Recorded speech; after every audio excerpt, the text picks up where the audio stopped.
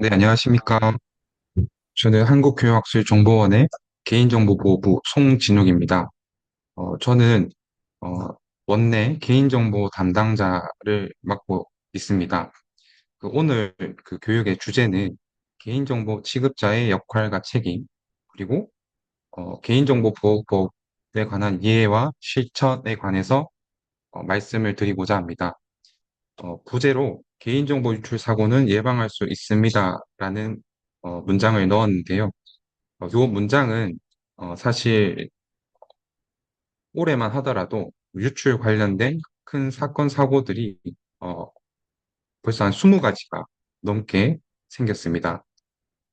뒤에도 설명을 보다 자세히 드리겠지만 가장 최근에 있었던 일로는 티빙이 있을 것 같습니다.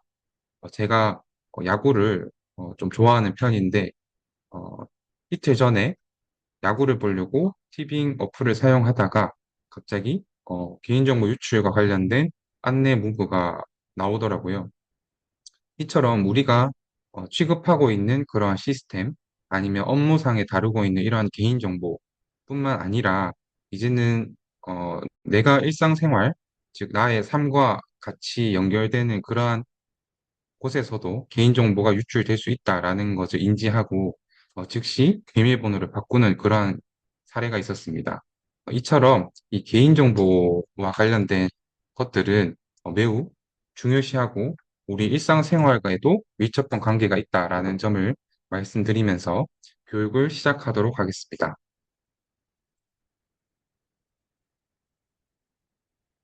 네, 목차입니다.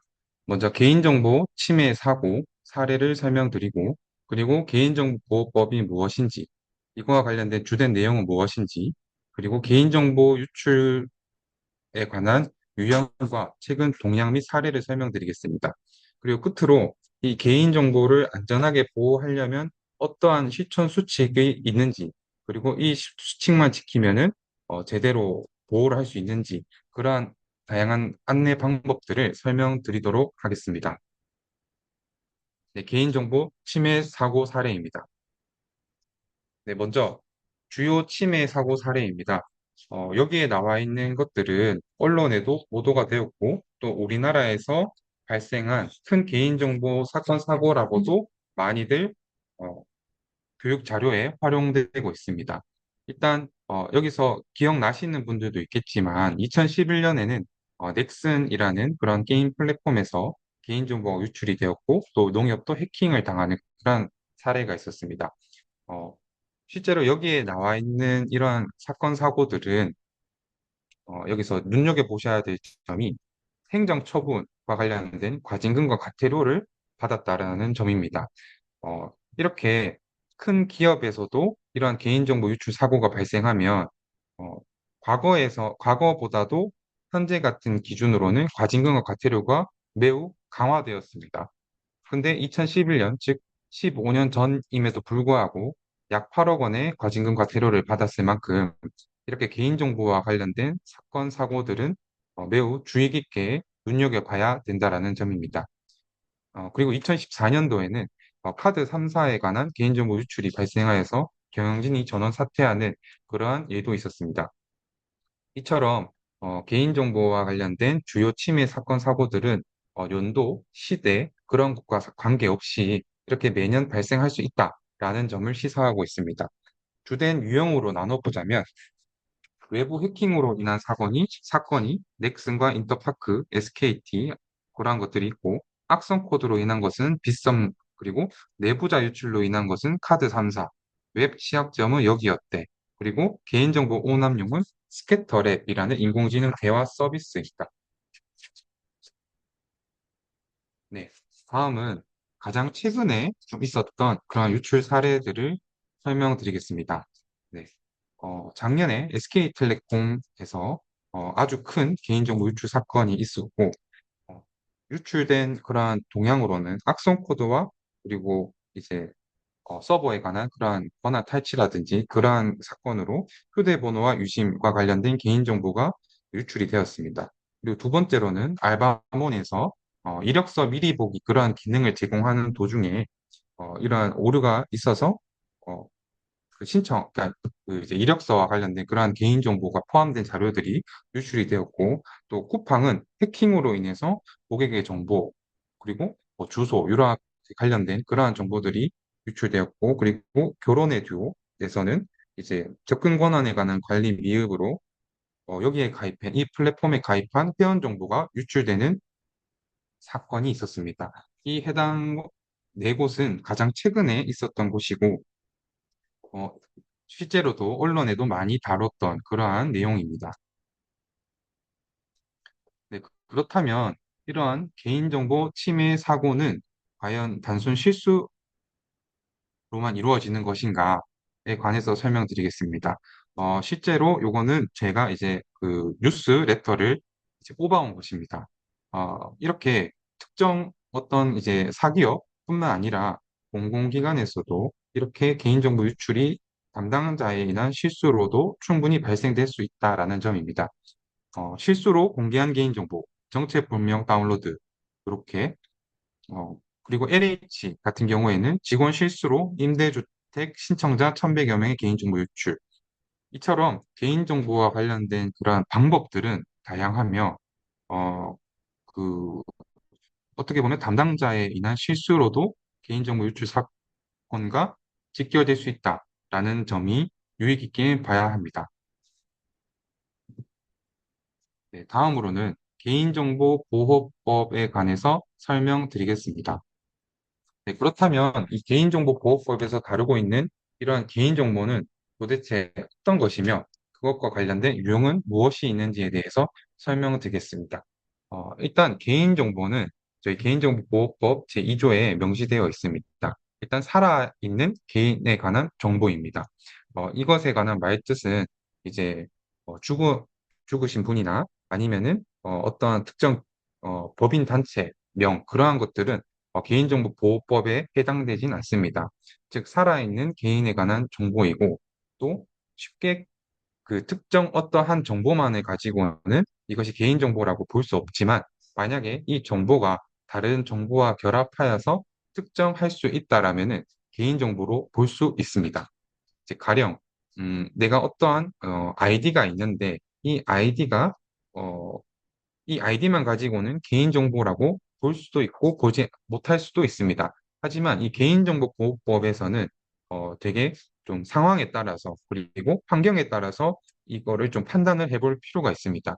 단순 이거는 개인정보다, 이거는 개인정보가 아니다라고 말씀드리기는 어렵습니다. 그 이유는 이 해당 아이디가 예를 들어 내가 특정 회사에 속해 있는 경우에 그 회사에서 예를 들어 이 아이디에 관한 정보를 가지고 오면은 그 아이디와 관련된 다른 다양한 정보랑 매칭을 시킬 수 있기 때문에 이것은 개인정보로도 볼 수가 있습니다.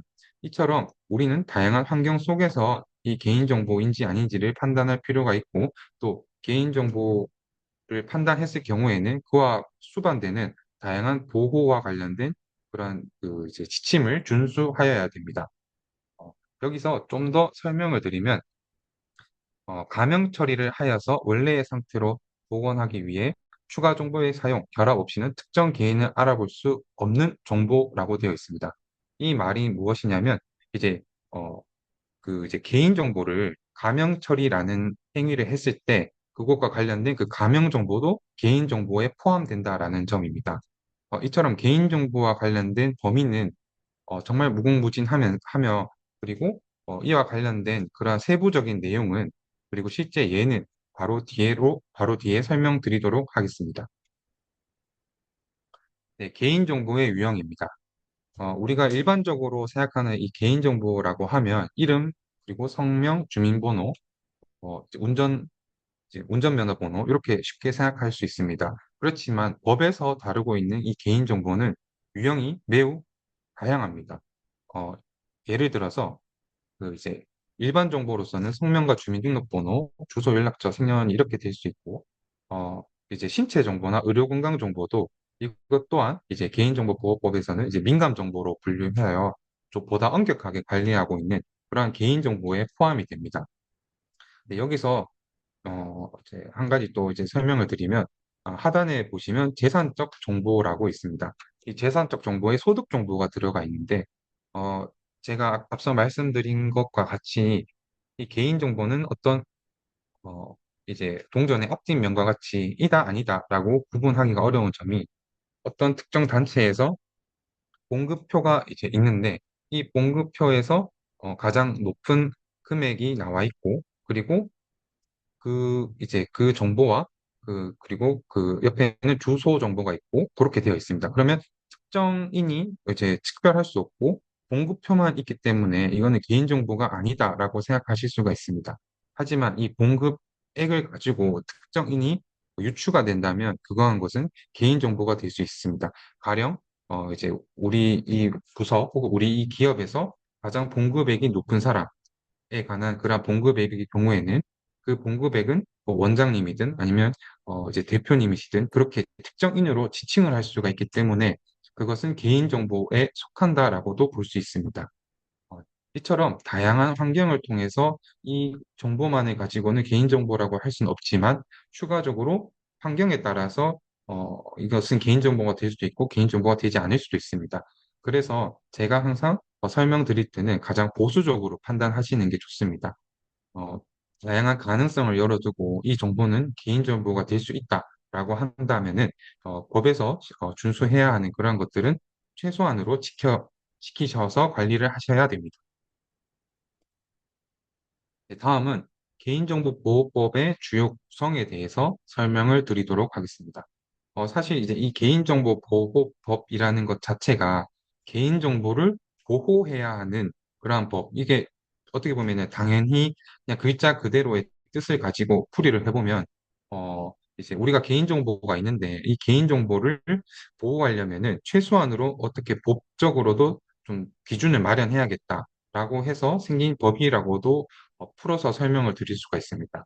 그래서 주로 여기에 나와 있는 법들은 최소한으로 개인정보 취급자라면은 이러한 것들을 준수를 해야 되고 또 이렇게 하면 하지 말아야 되고 또 유출 사고가 났을 때는 어떻게 해야 되며 그러한 약간 좀 이제 보호해야 되는 그러한 것들에 관한 법으로 이제 그 명시되어 있습니다. 그래서 여기 빨간색으로 표시가 되어 있는 것들은 개인정보보호법에서 이제 실제 개인정보를 취급하시는 그런 담당자분들께서는 한 번쯤은 반드시 좀 한번 보셔야 되는 그러한 내용들입니다. 예를 들면 개인정보의 수집, 이용, 제공이라는 부분이 있는데 우리가 이제 업무를 하다가 정보 주체로부터 개인정보를 이제 수집을 하여서 그렇게 이제 업무를 처리를 해야 할 필요가 있습니다. 그럴 때는 이제 개인정보보호법의 15조에 보시면 개인정보 수집 이용에 관한 그런 법률이 있습니다.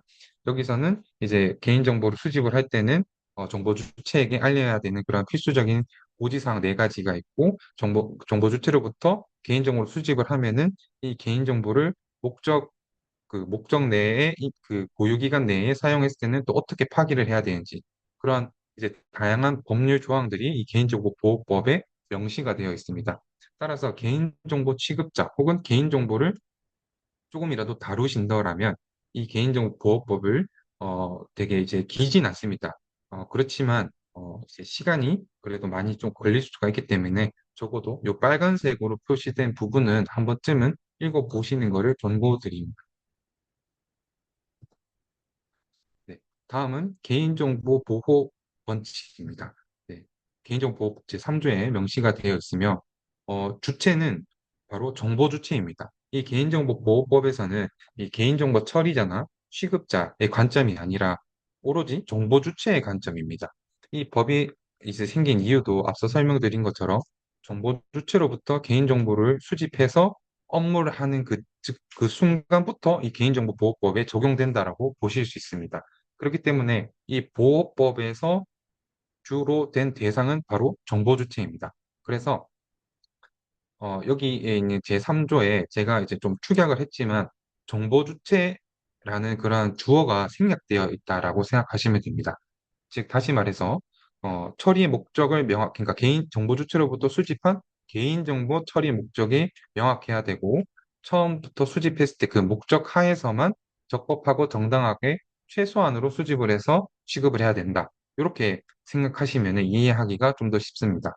그래서 강조된 그런 문구만 좀 읽어보면 처리 목적이 명확해야 되고 적법하고 정당하게 최소한으로 수집을 해야 된다. 목적의 활용은 금지다. 그리고 정확성, 완전성, 최신성을 보장해야 된다. 그리고 정보 주체의 권리 침해 위험성 등을 고려하여서 안전하게 관리를 해야 되며 정보 주체의 권리가 보장되어야 되고 사생활 침해 최소화의 방법으로 처리를 해야 된다. 이렇게 읽으며 가명 임명 처리가 가능한 경우에는 가명 임명으로 처리를 해야 된다.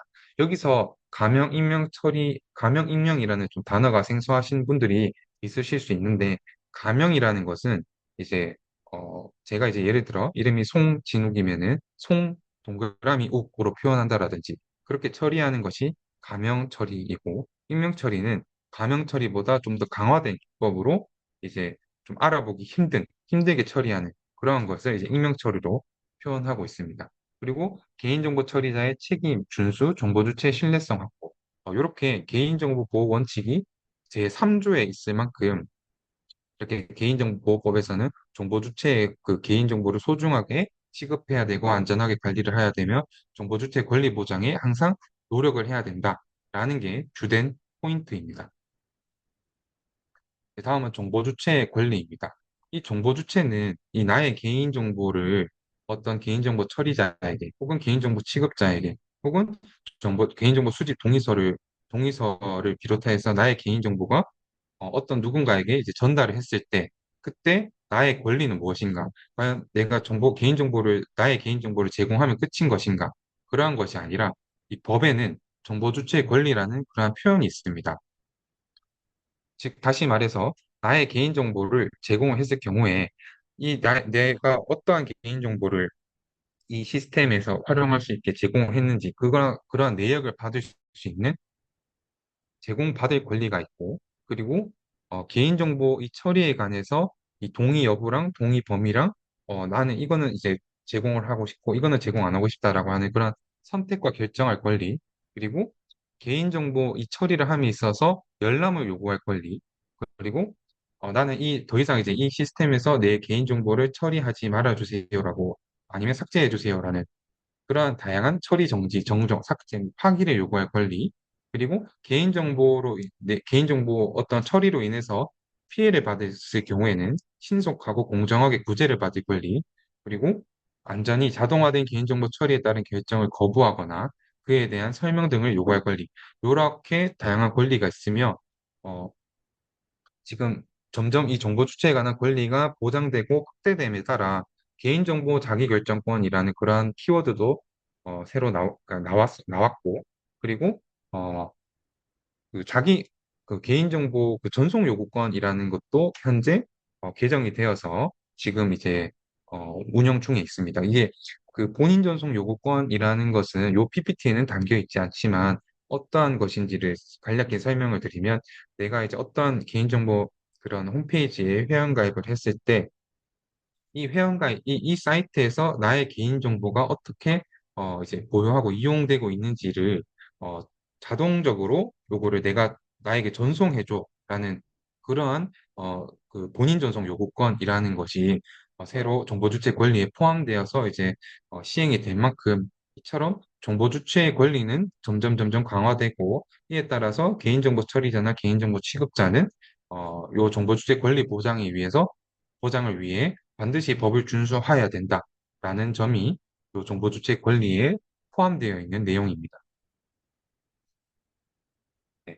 개인정보보호법은 타 법률과의 관계로는 이제 다른 법률에 특별한 규정이 있을 경우에는 해당 법률의 규정을 우선 적용하며 그리고 이 개인정보보호법은 뭐 사회 전반에 어떤 특정 그런 이제 기업이나 단체나 그런 대상이 있는 것이 아니라 이제 사회 전반에 관한 개인정보 보호를 규율하고 대상은 이제 뭐 공공기관이든 사업자든 법인이든 단체든 모두가 다 해당이 될 수 있습니다. 네. 다음으로는 개인정보보호법 개정 영역에 대해서 간략히 이제 설명을 드리겠습니다.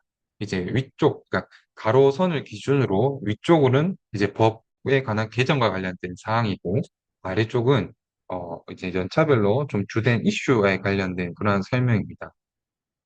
이제 법이 개정된 그러한 이제 것들은 항상 이슈와 관련이 있어서 이제 법이 개정이 되었습니다. 이제 가령 예를 들면은 뭐 이제 어떤 큰 이제 개인정보가 이제 유출 사고가 있었는데 그 유출 유형에 뭐 이런 주민등록번호나 이러한 다양한 사례가 있었다. 그러면 개인정보보호법은 그것을 즉각적으로 반영해서 이것도 법에 이제 개정시키는 것에 포함시켜서 그렇게 법을 개정한다라든지 이제 그러한 것이 있습니다. 이게 대표적인 예가 뒤에 설명을 드리겠지만 저희가 지금 이제 개인정보가 유출이 되면 유출과 관련된 신고를 하고 또 정보 주체에게 개인정보가 유출됐습니다라는 그런 통지 문구를 반드시 정보 주체에게 알려야 됩니다. 가령 앞서 설명드린 것처럼 이제 가령 그 티빙처럼 개인정보 유출 사고가 일어났습니다. 이렇게 정보 주체에게 알려주며 피해 구제 방법은 어떻게 되어 있고 또 이제 확인하는 즉시 뭐 추가적으로 어떠한 조치를 할 건지 그러한 것들을 이제 정보 주체에게 통지를 해야 되는 그러한 것들이 있습니다. 그런데 이제 앞전에 어 이제 개인정보 유출 사고가 있었는데 그 유출 사고에서 이거를 이제 유출 신고를 하지 않고 아직 유출 가능성만 있고 요거는 이제 유출이 된 거는 좀 더 이제 확인을 해봐야 된다라는 이런 식의 이제 미흡한 이러한 대처로 이제 요 개인정보보호법에서 즉각적으로 법을 이제 반영을 시킨 게 유출 가능성에 관한 그러한 법률이 새로 개정이 되었습니다. 이 말인즉슨 이제 유출이 일어나는지 안 일어나는지 그러한 이제 확인이 좀 명확하지 않은 그러한 경우에도 유출 가능성에 포함시켜서 정보 주체에게 유출이 될 수도 있다라는 그러한 가능성을 통지를 해야 될 의무가 이제 생겼습니다. 이처럼 개인정보보호법은 다른 이제 일반 법률과는 달리 사회적 이슈와도 매우 밀접하게 관련이 있고 또 무엇보다도 우리 국민의 이런 개인정보를 보호하기 위한 그러한 법률이기 때문에 어, 다른 법률과는 조금 다르게 개정과 그러한 이제 이슈에 관한 반영이 매우 잘 이루어지는 편입니다. 따라서 이 개인정보보호법에 관한 그러한 그 이제 법률적인 그러한 개정된 사항들은 주기적으로 한번 이제 개인정보 취급자 혹은 개인정보를 이제 다루고 계신 분들이라면 주기적으로 law.go.kr 이라는 사이트에 들어가셔서 한 번쯤 확인해 보시는 게 가장 좋을 것 같습니다. 네. 그래서 이제 가로를 기준으로 상단은 이제 법이 개정된 그러한 주된 내용이고, 그리고 하단은 주요 이슈입니다. 주요 이슈를 좀 간략하게 조금 좀 설명을 드리면, 이제 11년도에는 이제 넥슨에 관한 그런 개인정보 유출 사고가 있었고, 그리고 이제 12년도 7월에는 KT에 관한 그런 유출 사고, 그리고 14년도에는 우리나라에서 지금 가장 큰 개인정보 유출이라고도 볼 수 있는 카드 3사에 관한 이제 개인정보 유출 그리고 15년도 9월에는 이제 그런 이제 특정 커뮤니티 사이트에서 이제 개인정보에 관한 그런 회원 정보라든지 그런 게 유출이 되었고 그리고 대형 쇼핑몰 1mm 그 1mm 고지 대법 판결이라는 것은 무엇이냐면 요거는 이제 아마 이제 홈플러스로 제가 기억을 하고 있는데 이 홈플러스에서 이제 그 경품 당첨과 관련된 그러한 그 개인정보 이러한 거를 이제 수집을 할 때 거기에 이제 아주 작은 글씨, 여기에서는 이제 1mm라고 되어 있는데 아주 작은 글씨로 제3자 제공이라고 해서 이제 보험사에게 이제 개인정보를 이제 제공하는 그러한 이 사건이 있어서 요게 이제 대법에서 이제 위법이다. 그러니까 이거 대법에서 이거는 이제 문제가 있다라고 이렇게 판결한 거.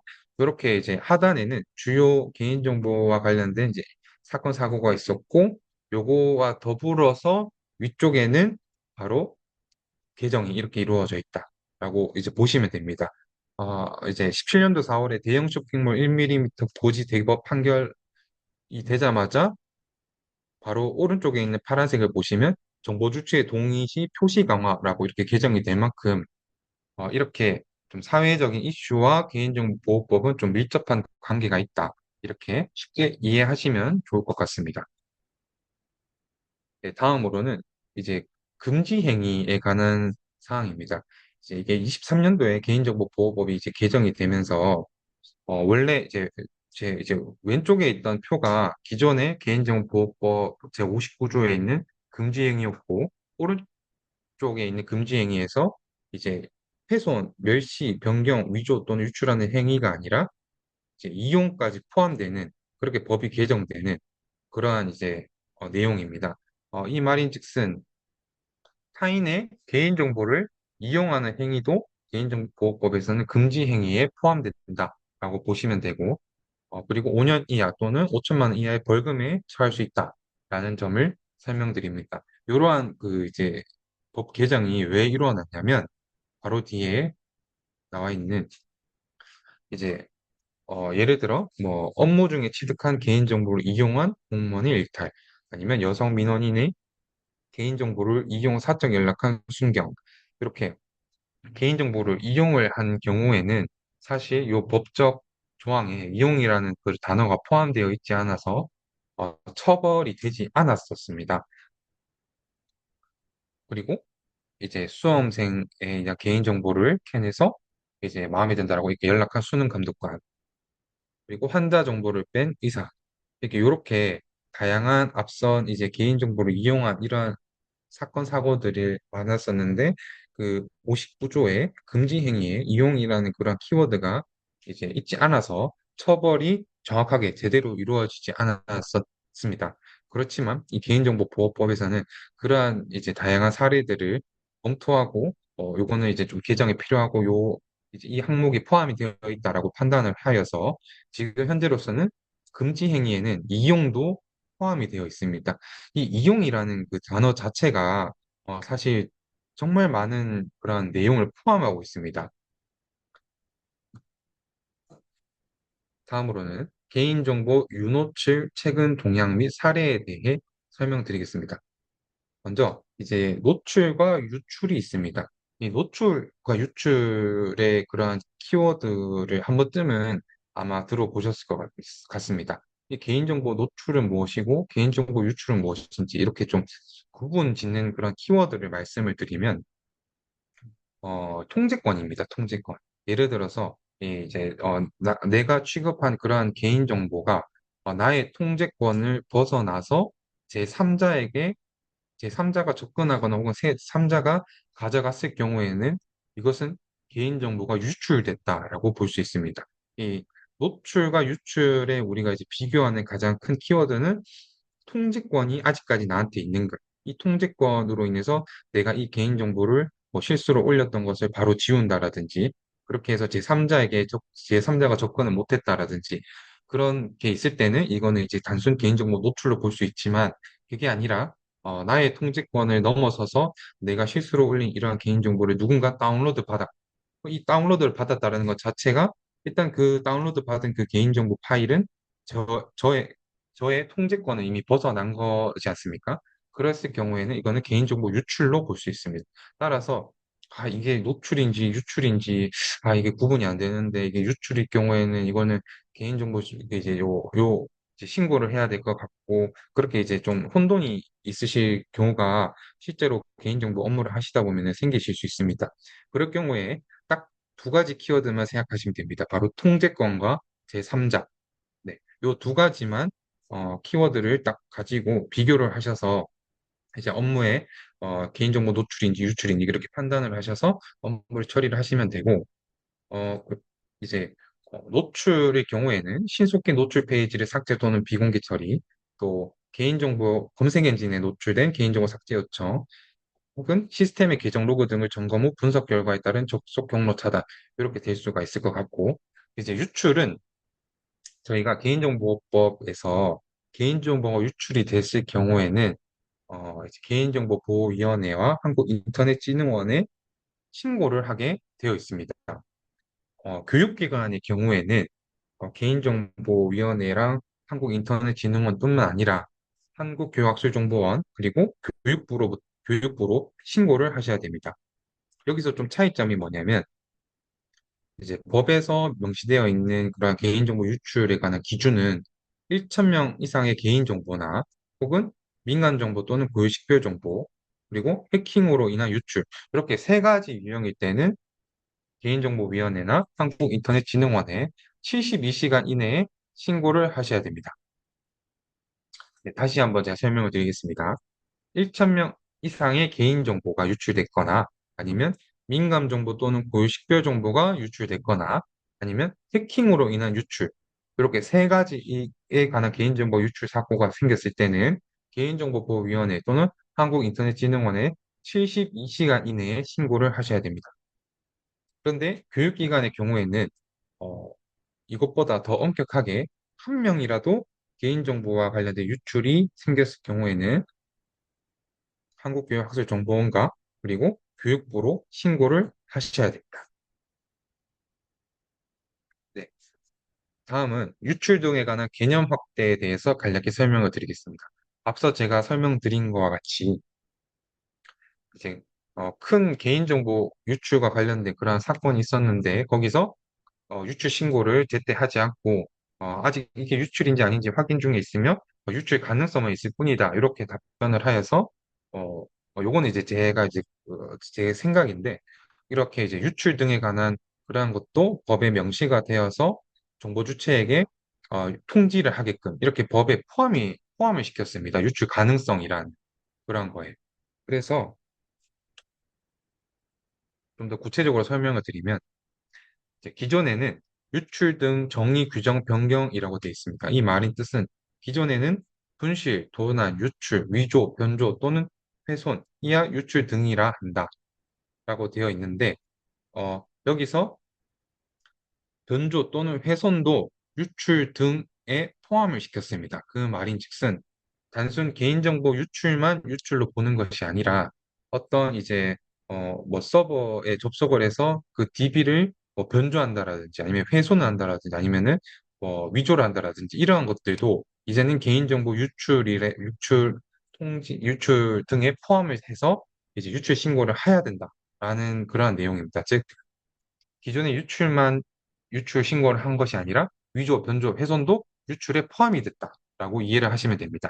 그리고 우측에는 이제 유출 통지 항목, 기존에 개인정보가 유출이 됐을 때는 이제 유출되는 항목이라든지 피해 구제 방법이라든지 그러한 좀 5가지 정보 주체에게 고지해야 되는 그러한 사항이 있는데 그거 외로 손해배상이라든지 뭐 분쟁 조정 등 정보 주체 법적 그러한 권리라든지 이렇게 고지를 해야 되는 그러한 항목들이 추가가 되었고 또 유출 가능성에 관한 사항들이 추가가 되어서 이제는 유출 가능성이 있을 경우에도 정보 주체에게 통지를 해야 되게끔 그렇게 법이 개정이 되었습니다. 네, 다음은 유출 최근 동향에 대해 설명을 드리겠습니다. 2025년 개인정보보호위원회 2025 개인정보 유출 신고 동향 및 조사 처분 사례에 거기에 보시면 이제 24년 그러니까 24년에 비해서 이제 25년에는 45.6%가 증가되어서 총 447건이 신고가 되었다. 여기서 이제 해킹에 관한 유형이 제일 많고 여기서 좀 눈여겨보셔야 될 게 업무에 관한 가실이 25%나 됩니다. 즉 우리가 이제 취급자 혹은 담당자로서 개인정보에 관해서 이제 실수로 메일 오발성이라든지 아니면 파일 첨부해서 이제 개인정보를 포함해서 파일을 첨부한다라든지 그런 업무에 과실이 있는 그런 비율이 25%나 된다라는 점입니다. 네. 그리고 유출 사고 원인으로 보시면은 이제 해킹과 업무 과실, 시스템 오류, 뭐 고의 유출 원인 미상 이렇게 있고 이제 유출 신고 건수는 민간 기업이 319건, 공공기관이 128건. 네, 여기서 이제 좀 눈여겨 보셔야 될 점이 공공기관이 128건으로 공공기관에서도 개인정보 유출과 관련된 그런 사고가 매우 많이 발생하고 있다라는 점입니다. 네, 다음은 개인정보 유출 사고 원인과 대응 방안에 대해 설명을 드리겠습니다. 네,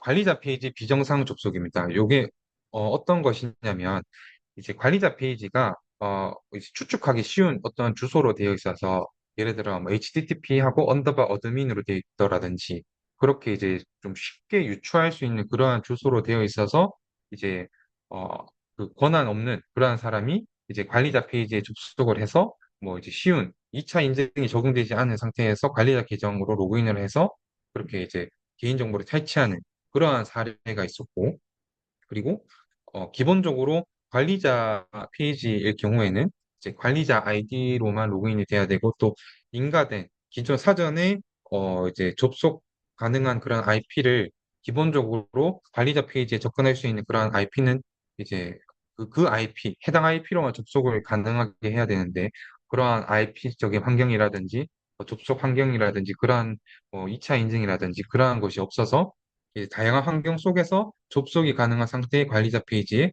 접근을 해서 개인정보를 탈취한 그러한 유형이 있습니다.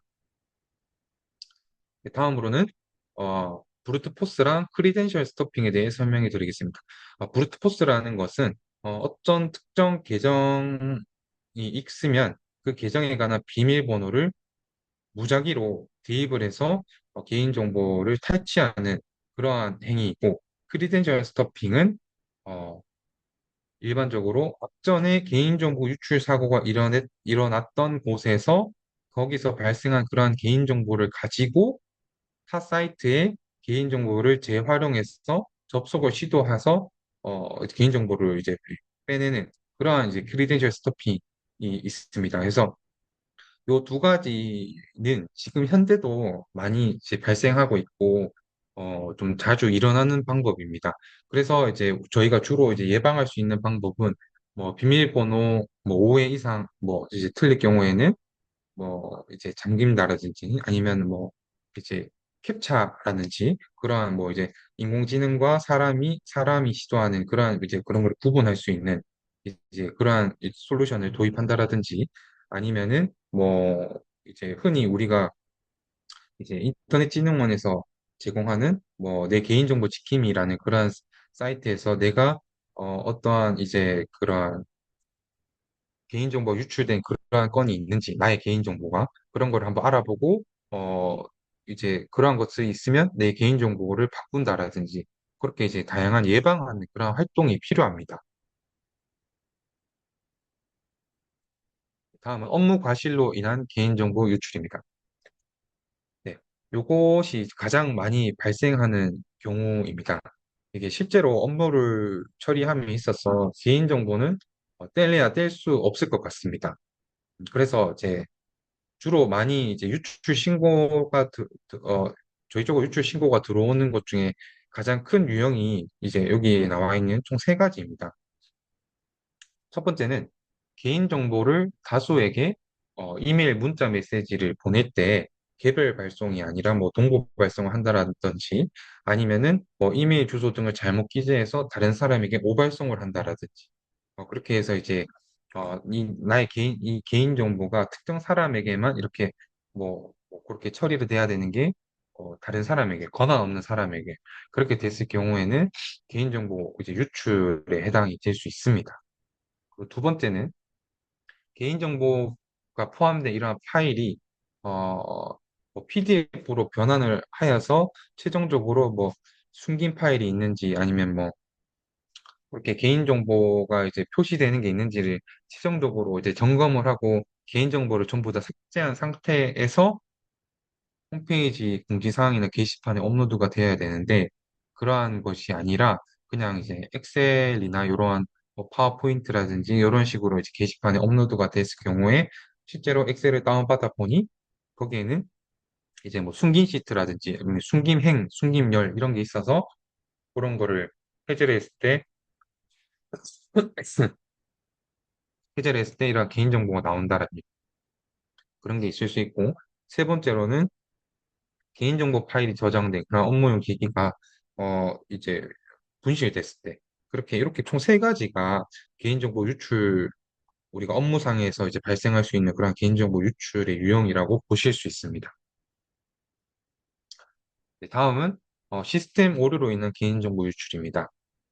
여기에서는 이제 사례 첫 번째를 보시면 잘못된 캐시 설정으로 인한 개인정보 유출 이게 이제 어떤 것이냐면 저희가 이제 홈페이지를 이제 개발을 할때 이런 캐시의 설정에 있어서 개인정보가 포함된 이런 캐시는 저장하지 않게 한다라든지 그렇게 개발을 할 때 그런 것을 반영을 해야 되는데 그게 이제 미처 반영이 되지 않았을 경우에 먼저 이제 A란 사람이 로그인을 하고 이제 그 사이트에서 이제 개인 그 업무를 보다가 그다음에 로그아웃을 했는데 그 뒤에 B라는 사람이 그 해당 사이트에서 다시 로그인했을 때 어느 순간에 갑자기 A의 그러한 개인정보가 적용이 되어서 A에 관한 그러한 정보가 이제 보여지는 그러한 게 이제 잘못된 캐시 설정으로 인한 개인정보 유출입니다.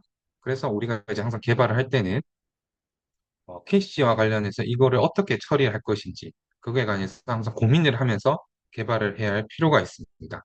두 번째는 이제 검색 엔진 등에서 개인정보를 조회 가능한 관리자 페이지가 없어요. 이게 이제 어떻게 보면은 크롤링과 또 이제 관련이 있을 것 같습니다. 이제 가령 구글에서 뭐 A 사이트 회원 정보 이렇게 쳤을 때 실제로 그 사이트에서 취급하고 있는 이 회원 정보가 구글에서 보여진다라든지 이제 그러한 약간 이제 크롤링적인 그러한 유출 사고가 이제 생긴 적이 많습니다. 그래서 요거를 예방을 하려면 우리가 이제 말 그대로 아까 설명드린 것처럼 캡차를 적용한다라든지 아니면은 어, 로봇.txt를 이제 개발할 때 반영을 해서 크롤링에 노출이 안 되게 한다라든지 그렇게 다양한 방법이 있을 수 있는데 이렇게 말 그대로 개발할 때도 이 개인정보를 유출되지 않도록 이렇게 뭐 캐시 설정이라든지 크롤링이 되지 않게 한다라든지 이렇게 필수적으로 설정해야 될 필요가 있습니다.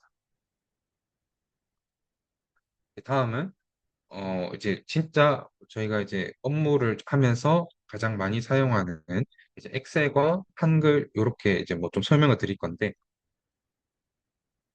일단 기본적으로 여기 설명드리기에 앞서서 이제 원칙은 어떠한 그 파일을 올리실 때는 가급적이면은 엑셀 원본이나 한글 원본이나 그러한 것이 아니라 PDF로 변환해서 올리시는 게 바람직합니다. 왜냐하면 지금부터 이제 설명드릴 이러한 이제 사례는 실제로 개인정보 유출 사고가 났던 그런 가장 많은 유형 중에 한 가지이십니다. 가령 이제 우리가 업무를 하다가 어, 이제 원본 파일이 있을 거고 두 번째에는 최종적으로 이제 업로드해야 할 그런 파일 이렇게 두 가지를 구분해서 아마 대부분 개인 그 업무를 처리하실 겁니다. 근데 어, 실제로 그 원본에 관한 그런 시트를 삭제하시거나 아니면 구분하지 않으시고 단순 그냥 숨기기 이렇게만 하신 다음에 이것을 이제 업무상의 편의를 위해서 이렇게 개인정보를 취급하시다가 업로드가 되는 그러한 경우가 있습니다. 그래서 항상 업로드 하시기 전에는 이제 하단에 이제 엑셀 시트에 숨기기 처리가 된 게 시트가 있는지를 반드시 이제 확인을 하신 다음에 그리고 PDF로 변환을 하셔서 올리셔야 됩니다. 시트뿐만 아니라 행과 열에도 여기 보시면 A, B, CD, E로 가야 되는데 CD가 없지 않습니까? 이렇게 열 숨기기, 뭐 행 숨기기 이렇게 처리가 되어 있어서 실제로 열어보면 개인정보가 이제 포함되어 있는 이러한 실제 유출 사례를 설명드리고 있습니다. 따라서 여기서 설명드릴 수 있는 키포인트는 업로드할 때는 기본적으로 PDF 그리고 업무를 처리하실 때는 숨기기 처리가 되어 있는지를 반드시 확인하시기. 숨기기 처리는 시트뿐만 아니라 행과 열에도 해당이 될 수 있다라는 점입니다. 또한 시트 보호로 개인정보가 보호되지 않는 사례가 있습니다. 이제 가령 개인정보 숨김 처리를 하고 이제 막 업무를 하시다가 이제 어떻게 배포를 할 때 이제 시트 잠금이라든지 시트 보호 이렇게 처리를 하시는 분들도 있습니다. 그런데 여기서 이제 가장 중요한 것은 개인정보 숨김 처리 후 시트 보호, 통합문서 보호 이렇게 있는데 이거는 개인정보가 있는지를 반드시 한번 체크를 하셔야 됩니다. 그래서 이제 뭐 가령 컨트롤 F 이렇게 해서 뭐 최종적으로 이제 이 파일을 다룰 때 개인정보 있는지를 한번 이제 점검하신다라든지 이제 그렇게 엑셀에서 이렇게 한번 그 개인정보 보호를 위해서 왜냐하면 엑셀은 다량의 그러한 정보를 취급하기 쉽게 만든 그러한 문서 도구이기 때문에 우리가 엑셀에서 이제 개인정보가 이제 유출이 된다라면 그거는 어, 많은 그런 피해로 이어질 수밖에 없습니다. 따라서 항상 이제 그 엑셀이라는 그런 그 이제 문서를 다루실 때는 이 개인정보가 지금 이제 내가 취급하고 있는 게 있는지 없는지를 최종 확인을 하셔야 돼요.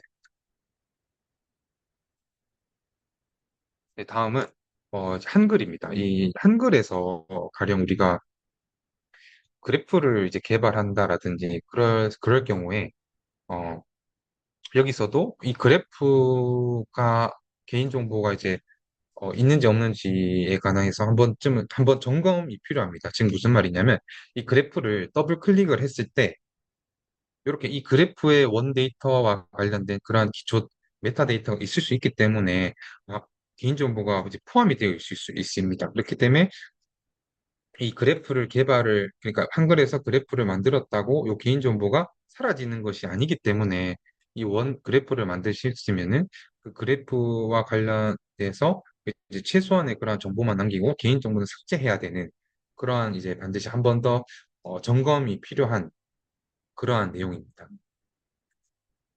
네, 그리고 한글에서 이렇게 이제 개인정보가 포함된 한글 문서에서 여기 이제 한글의 이제 보안이라는 그런 기능에 보시면 개인정보 찾아서 보고라는 그런 기능이 있습니다.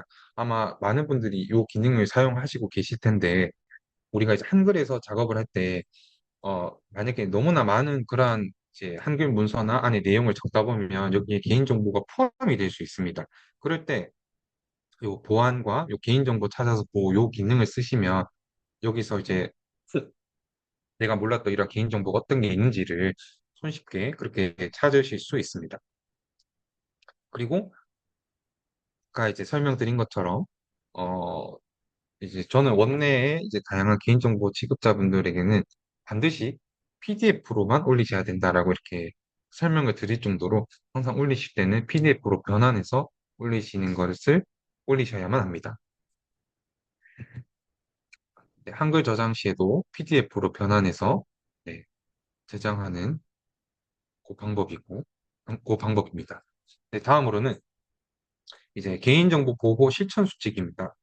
앞서 설명드린 거는 이제 개인정보보호법인 어떤 것이 있고 실제로 최근에 법이 개정되는 거에는 뭐 유출 등 유출 가능성의 통지 이런 게 있는데 이거는 어떠한 사건 때문에 연관이 있어서 즉각적으로 개정이 되었고 유출된 사건 사고들은 어떠한 것이 있었으며 개인정보 유형은 어떻게 됐고 이렇게 설명을 드렸습니다. 근데 사실 그것도 아시는 것이 매우 중요한데 어떻게 보면 개인정보 보호를 하려면 우리가 어떻게 실천을 해야 되냐, 이렇게 가장 근본적인 그런 질문이 있으실 수 있잖아요.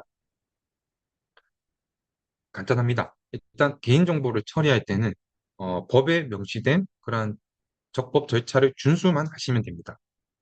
법에서 나와 있듯이 최소한의 정보만 개인정보를 수집해야 되고 목적이 달성되면 개인정보 즉각 파기를 해야 되고 그리고 개인정보 유출 사건이 있었을 때는 72시간 이내에 나와 있는 이제 개인정보위원회라든지 인터넷진흥원이라든지 거기에 신고를 해야 되고 또 민감정보나 고유 식별 정보는 어떻게 처리해야 되는지 그게 개인정보보호법에 다 나와 있습니다.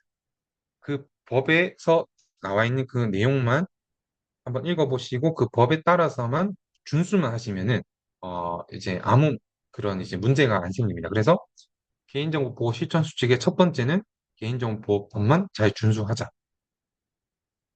다음은 업무 목적 외로 개인정보 조회, 열람, 이용, 제공을 금지.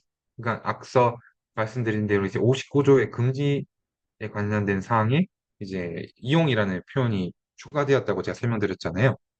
이처럼 업무 목적 외로는 개인정보를 이제 이용도 하지 말고 조회, 열람, 제공 이런 것을 하지 마라. 금지. 이렇게 보실 수 있습니다. 다음은 개인정보 처리의 업무 위탁과 제3자 제공이 있습니다. 요거는 이제 개인정보를 처리함에 있어서 저희가 이제 이게 위탁인지 제3자 제공인지 이렇게 좀 헷갈리실 때가 있잖아요. 그래서 이것도 구분을 하는 키워드가 있습니다. 이제 키워드가 이익과 관련된 것입니다. 즉, 이 말인 즉슨 내가 어떠한 업무가 있는데 이 업무를 이제 다른 사람에게 이 개인정보 처리를 넘길 때 여기서 발생하는 이 처리와 관련된 이 업무가 나의 이익을 위해서 이 개인정보를 이제 넘기는 건지, 그걸 한번 따져보셔야 됩니다. 이게 무슨 말이냐면, 어, 내가 나의 이익을 위해서, 그러니까 나의 업무, 그러니까 여기서 말한 이익은 금전적인 이익이 아니라 그냥 업무상 그런 이익도 포함이 됩니다. 그래서 나의 이 개인정보와 관련된 이거를 내 이익을 위해서 누군가에게 주면, 그러니까 뭐 제3자에게 주면 이것은 개인정보 처리 위탁이 될 수 있습니다. 제3자 제공은 이것은 나의 이익이 아니라 제3자의 이익에 해당될 때는 제3자 제공으로 보셔야 돼요. 즉, 다시 말해서 내가 일단 어떠한 개인정보 처리를 함에 있어서 이거를 누군가에게 이렇게 위임을 해서 이렇게 줄 때 이게 위탁인지 제3자 제공인지를 구분 짓는 것은 이 행위를 함으로써 발생되는 이 업무에 관한 그 이익이 나에게 있으면 요거는 개인정보 위탁에 해당되고 이 이익이 제3자에게 있으면 요거는 제3자 제공으로 보실 수 있습니다. 그리고 다음으로는 1년에 한 번 이상은 개인정보 보호 교육을 하셔야 되고, 그리고 개인정보 유출 시에는 앞서 설명드린 것처럼 교육기관의 경우에는 한 건 이상이라도 개인정보가 유출이 됐을 때는 교육부랑 한국교육정보원에 신고하셔야 되고, 그리고 개인정보보호위원회에 신고해야 되는 대상은 1000명 이상의 그 개인정보, 그리고 민감정보나 고유식별정보, 그리고 어, 이제 해킹으로 인한 개인정보 유출, 이렇게 세 가지 유형일 때는 개인정보보호위원회나 이제 한국인터넷진흥원에 신고하셔야 돼요. 네, 그러면 업무편으로 보시면 이제 게시판 SNS 단체 채팅방에 어떠한 이제 게시물에 그런 개인정보가 있는지를 한번 점검해 보시는 게 필요하고, 그리고 메일 발송이나 공문 발송했을 때 그 첨부 문서에 개인정보가 포함이 되어 있는지, 그리고 특히나 메일일 경우에는 이게 수신자가 제대로 맞는지, 그리고 혹시나 개별 발송이 아니라 뭐 단체 발송이라든지 그렇게 되어 있는지 한번 점검하실 필요가 있고, 이제 외장하드는 이제 암호화가 필수이고, 또 출력물이나 문서에 우리가 개인정보가 포함된 그러한 것들을 이제 뽑아놓고 단순 프린터기에만 둔다라든지 아니면 나중에 파쇄해야지라고 하면서 누구나 다 그러니까 누구나 다 접근할 수 있는 그러한 곳에 개인정보가 이제 놓여져 있다라든지 그럴 경우에는 주의 깊게 출력하면은 반드시 바로 파쇄한다라든지 아니면은 따로 함을 만들어서 거기에 개인정보 문서 파기함 이렇게 해가지고 나중에 바로 즉각적으로 파기를 하신다라든지 아니면은 그런 캐비넷에 잠금 장치가 잘 되어 있는 그런 캐비넷에 그렇게 처리하신다라든지 그러한 것이 필요하고, 그리고 이제 윈도우 업데이트나 화면 잠금 및 비밀번호를 주기적으로 이제 보시는 그러한 것도 필요합니다. 네, 마지막으로 이제 이게 가장 중요한데 가령 이제 우리가 비밀번호를 다 이제 A 사이트, B 사이트, C 사이트 다 이제 통일해서 쓰는 경우가 있습니다. 그래서 이제 저는 이제 주로 이제 OTP처럼 뭐 이렇게 OTP가 있는 경우에는 이제 OTP에 관해서 이렇게 설치를 하고 이제 OTP 2차 인증 이렇게 하기도 하고, 또 매월 특정 날에 이제 계정에 관련된 비밀번호를 각각 전부 다 바꾸는 그렇게 하고 있습니다. 그래서 여기서 말하는 이제 계정 공유 금지는 제가 설명드린 것과는 좀 다른 이야기지만 어쨌거나 비밀번호도 이제 주기적으로 이제 관리를 하셔야 된다라는 그것을 좀 말씀드리고 싶고, 요 계정 공유는 우리가 이제 흔히 업무를 취급함에 있어서 이제 단순 업무의 편의를 위해서 계정을 이제 최소한의 권한으로 이제 인가된 자에게만 이제 계정을 줘야 되는데, 그게 아니라 관리자 계정을 전부 다 이제 동일하게 이제 다 그냥 공유해서 뭐 접근해서 그렇게 취급한다라든지 그렇게 하시면 안 되고, 그리고 업무용 PC에는 개인정보를 저장을 하시면 안 되고, 이렇게 보시면은 앞서 설명드린 것처럼 이제 이렇게 업무편에서 이렇게 자주 개인정보 유출 사고가 발생하는 유형과 여기에 나와 있는 내용들이 전부 다 직결됩니다. 그래서 여기에 있는 요 5가지만 잘 준수만 하셔도 개인정보 유출 신고를 하실 일은 없을 것 같습니다. 네, 다음은 개인정보 실천 수칙 문서 자료입니다. 이제 문서와 관련된 것에 이제 개인정보를 취급할 때 요게 나와 있는 사항들을 준수를 하시면은, 그러니까 유의를 하시면은 됩니다. 어떻게 보면 당연한 이야기인데, 요거를 뭐 책상에 한 장 뽑으셔서 개인정보를 이제 업로드 하거나 그런 개인정보와 관련된 문서 처리를 다룰 때, 이제 저장 버튼 누르거나 게시 버튼 누르기 전에 한번 요거를 쓱 체크를 한번 해보시고 올리신다면 절대 개인정보 유출 사고는 일어나지 않을 거라고 이렇게 생각이 듭니다. 그래서 요 부분은 한 번쯤은 이제 요 교육 자료가 공유된 걸로 알고 있는데 한번 확인해 보시면 좋을 것 같습니다. 그리고 다음으로는 개인정보 노출 예방 자가진단 체크리스트입니다. 그래서 이것도 마찬가지로 교육 자료가 이제 공유가 된 걸로 알고 있는데 한 번쯤 뽑으셔서 이렇게 개인정보를 취급하는 곳에 이제 붙이면서 이제 그렇게 업무를 하시면은 보다 개인정보를 보호함에 있어서 아주 도움이 많이 될 것 같습니다. 네, 이렇게 이제 개인정보 교육을 이제 마치도록 하겠습니다.